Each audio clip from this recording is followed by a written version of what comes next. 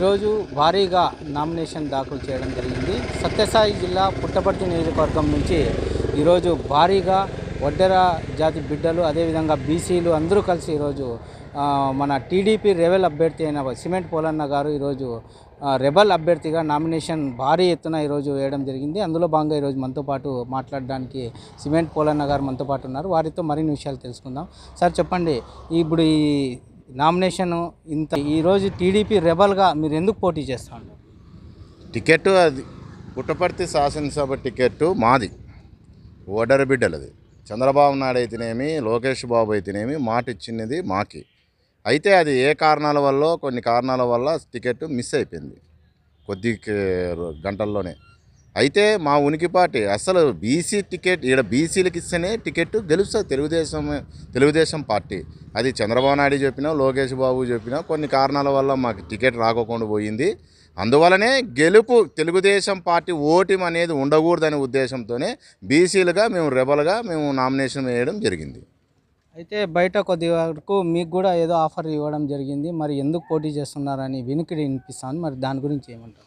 అవి జనాలు మస్తుగా మాట్లాడుకుంటారు. కొంతమంది మాకు సరిపోని వాళ్ళు, ఇంకోరో కొంతమంది క్యాండిడేట్లు మాట్లాడిస్తున్నారేమో. మాకైతే ఏ ఆఫర్ రాలేదు, ఏమి ఇది కాలేదు, ఎవరితో మేము మాట్లాడింది లేదు, చర్చ లేదు. మాకు ఎమ్మెల్యే టికెట్ కావాలా, పుట్టపర్తి శాసనసభ ఎమ్మెల్యే అభ్యర్థిగా మేము పోటీ చేయాలా, పోటీ చేసి ఆ చట్టసభల్లో వెళ్ళాలా, ఇది మా ఆప్షన్.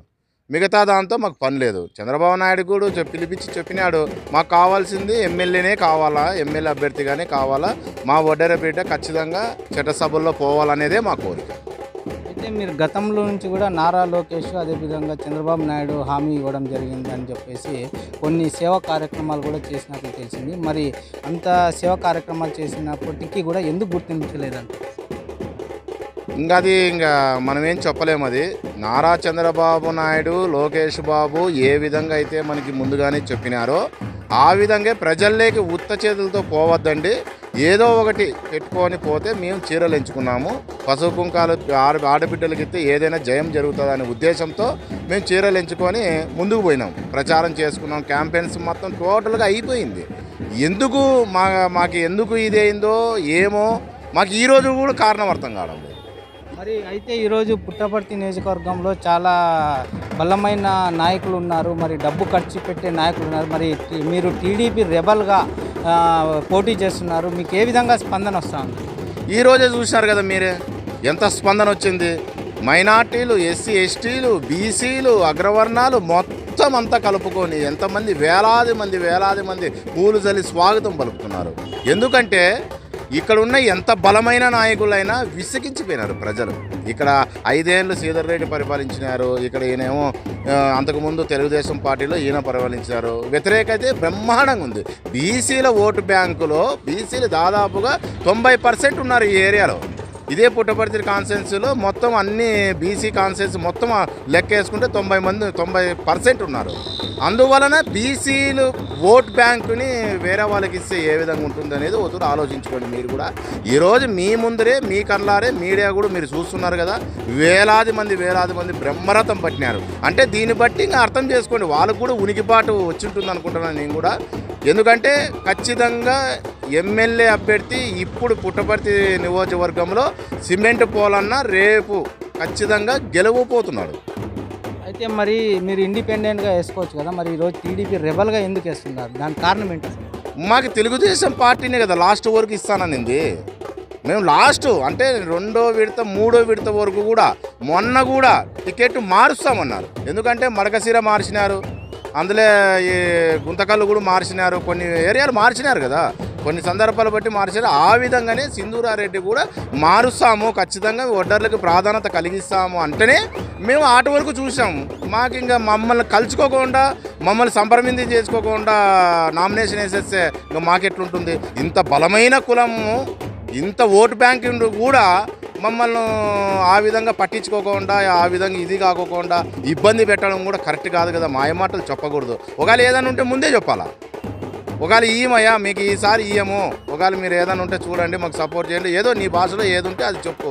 లాస్ట్ వరకు అని మళ్ళీ సత్తెనపల్లిలో బస్సులోకి ఎక్కించుకొని 4 రోజులు టైం ఇవ్వండి, ఖచ్చితంగా క్యాండిడేట్ని మారుస్తున్నాము, మీ కాన్స్టిట్యున్సీకి మీరే మీరు ఉంటారు, ఒడ్డెర కులానికి ఖచ్చితంగా ఇస్తున్నామని చెప్పి చంద్రబాబు నాయుడు కూడా చెప్పినాడు. మరి దానికి మేమేం చేయమంటాం? అందుకని రెబల్గా మేము తిరగాల్సి వచ్చింది. మరి ఈరోజు రెబల్గా మీరు బయటికి వెళ్తున్నారు, మరి ఏ విధంగా మీకు బయట స్పందన, అంటే ఈ టౌన్లో కానీ మీరు ప్రచారంలో ఏ విధంగా స్పందన వస్తుందని ఊహిస్తూ ఉన్నారు? మాకు బ్రహ్మాండంగా అండి. ప్రతి 6 మండలాలు మున్సిపాలిటీలు మేము ఇంతకుముందే తిరిగినాము. ఎలక్షన్లు రాకముందే మేము చీరలు పంపిణీ చేసి ఆడవాళ్ళకి మేము వస్త్రదానం దానం కూడా చేసినాము. అనేక సేవా కార్యక్రమాలు కూడా చేసినాము. మీరు అయితే మాకు బాగుంటుందని చెప్పేసి చాలామంది కులాలు, చాలామంది అధ్యక్షులు ఉంటారు కదా, కుల అధ్యక్షులు ఉంటారు.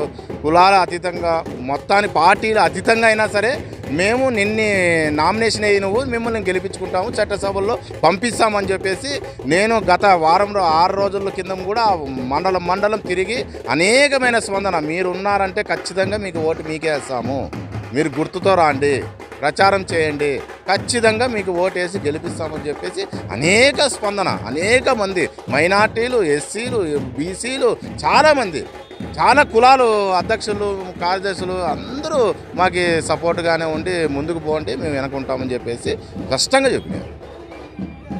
చూశారు కదండి, ఏదైతే ఇప్పుడున్న పరిస్థితులు, అదేవిధంగా నామినేట్ వేయడానికి కారణం, అదేవిధంగా రెబెల్ అభ్యర్థిగా ముఖ్యంగా నిలబడడానికి కారణం కూడా ఈరోజు తెలియజేశారు. ఈ మీడియా ద్వారా ఒక టీడీపీ రెబెల్ క్యాండిడేట్ నిలబడడానికి కారణం ఏంటి అనేది కూడా తెలియజేశారు. అదేవిధంగా వడ్డేరు కమ్యూనిటీ చాలా బలంగా వీళ్ళు నమ్మున్నారు, ఇక్కడ ఎక్కువ ఓటు శాతం ఉందని, ఖచ్చితంగా గెలుస్తామని కూడా ధీమా వ్యక్తం చేస్తున్న పరిస్థితి ఈరోజు కనిపిస్తాను. చూస్తున్నాండి DP న్యూస్ పుట్టపర్తి. అదేవిధంగా